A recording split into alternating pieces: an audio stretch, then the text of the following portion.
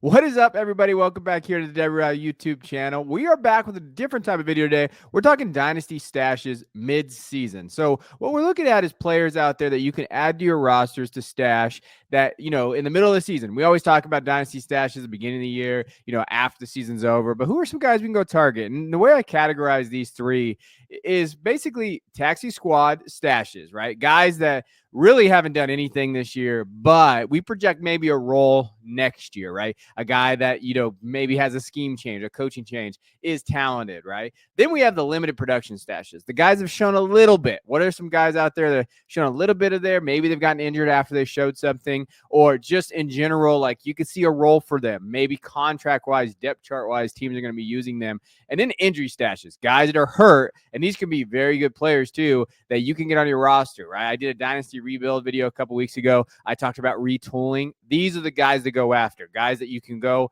get points off your roster, put them on your taxi squad or your IR, and then you can compete next year for them. So we're going to go through all those players. We're going to be looking at these guys. So first up, let's start with injury stashes. Let's talk about JJ McCarthy. Now, most people will say, hey, of course JJ's out there, but when you're looking at his keep trade cut value right now, QB 18, and when you see what Sam Darnold's been able to do, I mean, the big question mark is what they're going to do with Sam Darnold.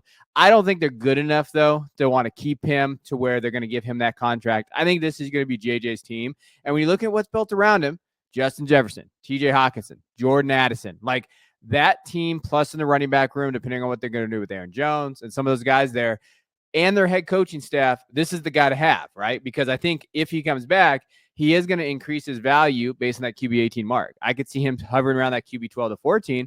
And with his rushing upside, which he does, he has that rushing upside, he could get into that QB 1 territory right now. So to me, I like him going out there and showing that, like, hey, he brings versatility. He's a dual threat kid. Vikings offense is what you want. And to me, he's the type of injury stash to go get. Now, it depends on the market, right? It's going to depend there. A lot of guys are holding him. But if a team lost a quarterback and they have him and they're like looking at it as a contender, I think it's a viable option there. So, like, for example, JJ for Jameis Winston is a totally, I guarantee you the Jameis Winston manager wants to win, maybe lost a quarterback, panicking a little bit, and they grabbed him, right? That's just the reality of what you're looking at. JJ for Brandon Ayuk. Again, interesting deal, I think. More of a stash on both sides type of deal. JJ for Bo Nix, same type of deal. People believe in Bo Nix. They like what Bo Nix is selling right now. I mean, if you can get JJ for him, I think that's a smash in my opinion.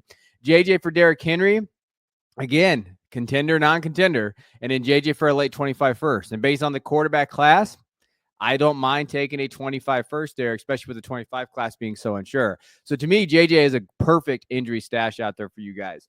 Next guy here, Marshawn Lloyd. Now, I liked Marshawn Lloyd. There was a lot more truthers out there for Marshawn Lloyd than myself. But, many thought he'd come in, really compete with Josh Jacobs. That just hasn't happened. When you're thinking of him, like Jacobs looked really good this year so far. He's third in the league in rushing. When I wrote the article, I talked about him last week, and he was there. But Lloyd just hasn't played a role.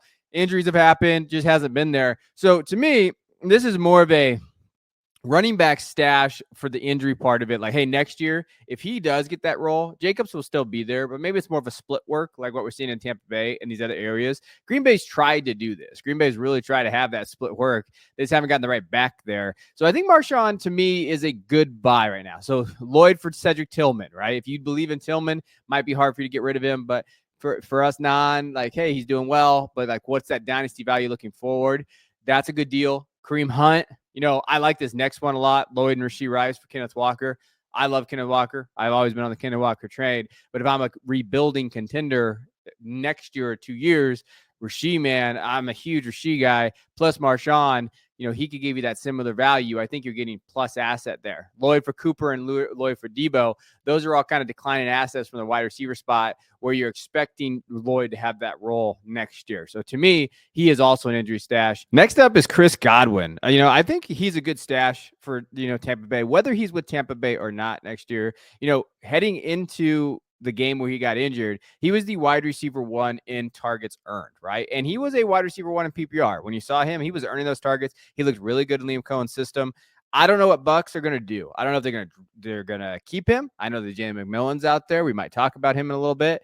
I don't know what's going to look with him with 29 coming off those 2 injuries. However, I do think he can earn targets, and I do think that his depreciated market value right now, based on the injuries and based on his perceived age, is a nice stash guy, right? If you're looking for it, there's some deals that I would do, and there's some deals that I would not do, depending on what you saw with the market there. So like Godwin for Bateman, I would do. Godwin for Dobbs in a second is probably the exact deal that I would try to make out there.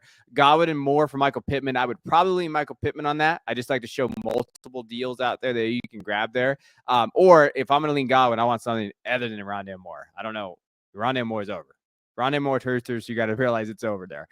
Godwin for Allen, that's a perfect deal. If I have a Keenan Allen on my roster and I am not contending at all, even if I am, I mean, I'm trying to get something back probably so I get some production.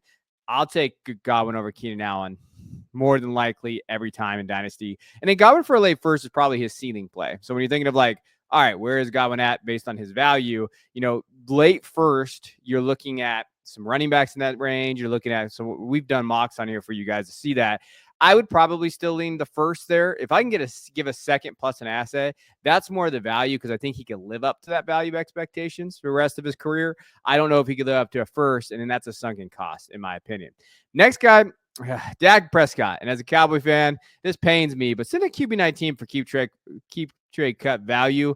He's still a very viable QB2. And the Cowboys gave him all that money. You know, I think that if you are looking at, you need a kind of a QB2 type piece next year, right? You need that stash there.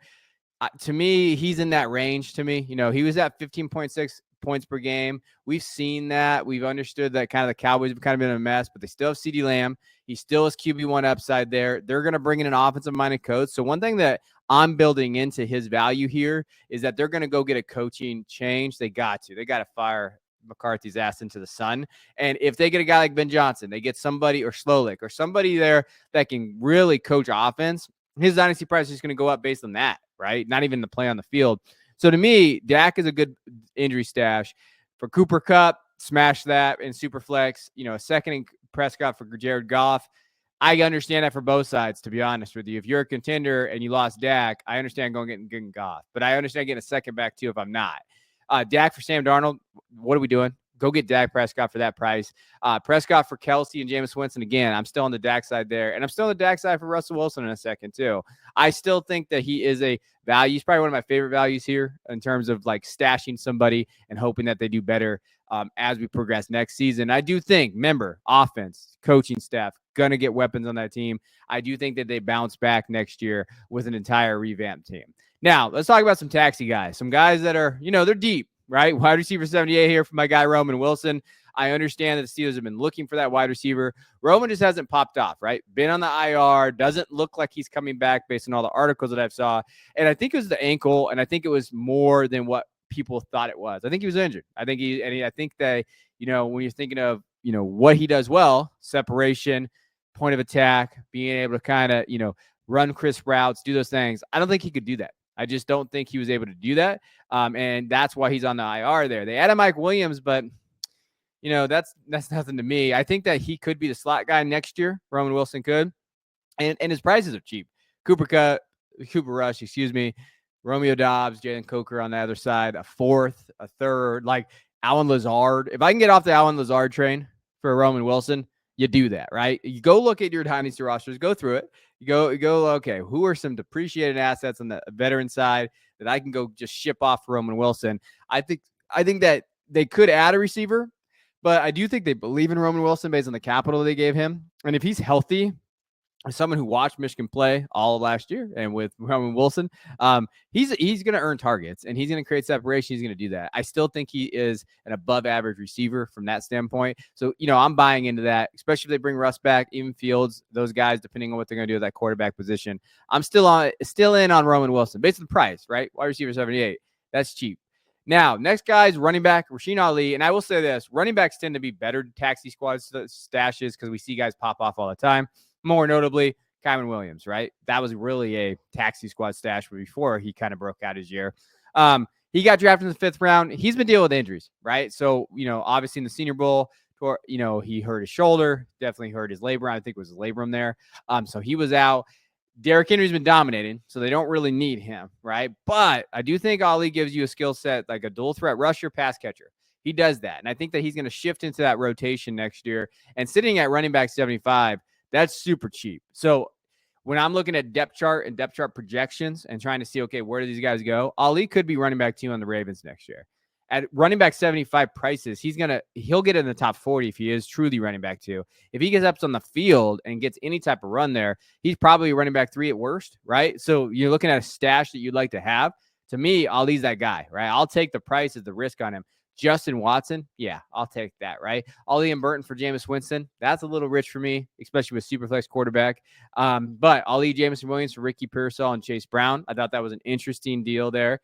Rasheen Ali for Rico Dowdle. Yeah, I'll take Ali for that as well. And Alexander Madison in a 4th. Like, I will take Rasheen Ali for a lot of those deals. Maybe not so much the Ricky Pearsall deal, the Jameis Winston deal, but the other 3. Again, look for some of these players on the roster and say, hey, who are some guys that I can just kind of kick off they're going off the boat anyway. How can I get Ali on my boat? And that's how I would look at this kid. I think that he can get in that rotation. Depth chart projection is there. I'm a big fan of Ali, and I think that he can kind of step up next year. And then the next one for a taxi stash before we get into limited production, Eric All. I think that, he was a 4th-round pick. He did have 20 catches, 158 yards, but he had that season-ending ACL injury. So he can really be an injury stash as well. But he's versatile, right? And so you see Mike Gesicki kind of coming up as the top targets. Maybe when he comes back, All could kind of be that, like, just getting some value back, right? A complimentary role there. He could be a red zone guy, though. So when you're looking at it, to me, he kind of fits this team as like a red zone threat and an expanded role maybe as a receiver. I think it's intriguing, right? I think that you hold him here. The injury notwithstanding, we've seen the injury. He's going to have a slow start. He's probably going to be cheaper as the offseason goes too. So if you don't want to make this move yet, this is just a guy to get on your radar as someone that, hey, you can add. Probably he might get cut in some leagues, right? Maybe, depending on how deep the rosters are, depending what the rules are of the offseason. Add him, get him on there. Like, go grab him based on the waivers. Go get him on that taxi if you can. If you don't have taxi, I still think he's worth a roster spot, depending. If like you have 30, 32 players on your roster, I would definitely lean that way. All right, let's get into limited production. We're going to wrap this up. We have 3 players here. Jalen McMillan. I'm a big fan of McMillan. I think, we've seen Mike Evans, Chris Godwin miss time. We've seen McMillan kind of have offensive snaps. He's kind of been banged up as well. He's been modest, right? So, the production hasn't been huge there. But I do think, I think they like him more than Trey Palmer. I think that if they decide to part ways with Godwin, McMillan's their guy. Like, and I think I've always said McMillan, reminds me of, just guys that can earn targets, can just be that guy that kind of comes in an offense, and he fits that role really well. McMillan fits a role next to a wide receiver 1. So if Evans comes back and he's healthy, I think McMillan steps right into that. And I'm a huge fan of his game. And I think just based on his value, where he's at, Greg Dortch, come on, Trey Palmer. Again, I'd rather have McMillan there. Justin Watson, Kareem Hunt, Michael Wilson. I would love Jalen McMillan over all those players there. So I think at wide receiver 55, he's a value. He could step right in this role as a slot guy, being a complement wide receiver there, just looking ahead at projections and depth chart. If Godwin leaves, boom, shoots up. Even if Godwin doesn't leave, based on the injury, the slow play, McMillan could turn himself into a very solid wide receiver 3 on this roster with Baker Mayfield there still. And I just believe in him. And I think Jalen could take that next step. I think that he is very, very good as these other veteran wide receivers age out on this roster. Jalen can kind of step up and be that guy. Now, I'm not saying he's going to be a wide receiver 1, but I do think he's good enough to earn targets and be a solid wide receiver 2. Next guy is Kendre Miller. Free Kendre we're talking about. And now Dennis Allen got fired because I'm pretty sure he took some shots on him as his way out. Hey, this is pretty simple. Kendre hasn't been able to get on the field. I know he's been a little banged up. There's been some injuries there, some concerns there. But Dennis Allen absolutely hated this man, right? So when you think of like just being in the doghouse, if you looked up the term doghouse in the dictionary, you'd see Kendre Miller's picture. That's just how bad it's been. But, you got to think about some things. New coaching staff's coming in. I understand that. That cap situation is not getting any better.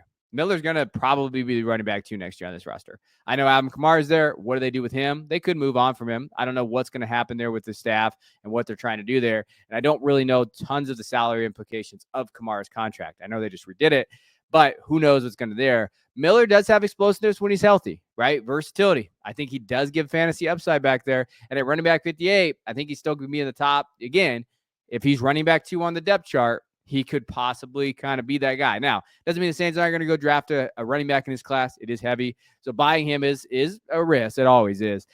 There's some deals here, though. A third, a second, Dowdle, a fourth, a third.